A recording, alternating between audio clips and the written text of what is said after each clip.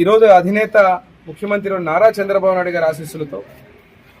అదే ఒరవడిని కొనసాగిస్తూ 40 ఏళ్ల తర్వాత కూడా మా యువ నాయకుడు విద్యాశాఖ మంత్రి నారా లోకేష్ బాబు గారి ఆశీర్వాదంతో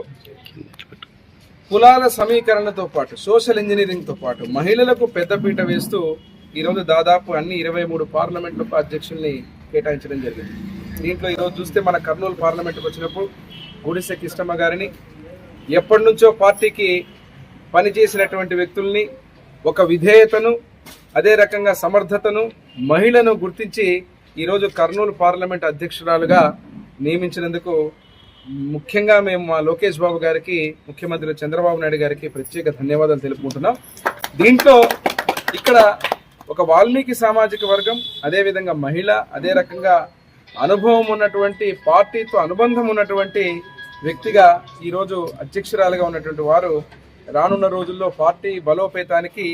ఈ యొక్క జిల్లాలో ఉన్నటువంటి 7 నియోజకవర్గాలు, అదే రకంగా పార్లమెంటు 7 నియోజకవర్గాలను కూడా పార్టీని, అదే రకంగా ఆ నియోజకవర్గాన్ని అనుసంధానం చేసుకుంటూ బ్రహ్మాండంగా పార్టీని పటిష్టపరిచే విధంగా కార్యక్రమాల్లో ముందుంటారని ఆశిస్తూ మరొక్కసారి వారికి శుభాకాంక్షలు తెలియజేస్తూ, ఏదైతే అధినేత ముఖ్యమంత్రి వర్యులు నారా చంద్రబాబు నాయుడు గారు ఏదైతే ఆశించి, లోకేష్ బాబు గారు ఆశించి ఈ యొక్క అధ్యక్షురాలు పదవి వారికి అప్పజెప్పిన దాన్ని తూచా తప్పకుండా వారు సమర్థతతో నిర్వర్తిస్తారని తెలియజేస్తూ మరొక్కసారి వారికి శుభాకాంక్షలు చెప్తున్నారు.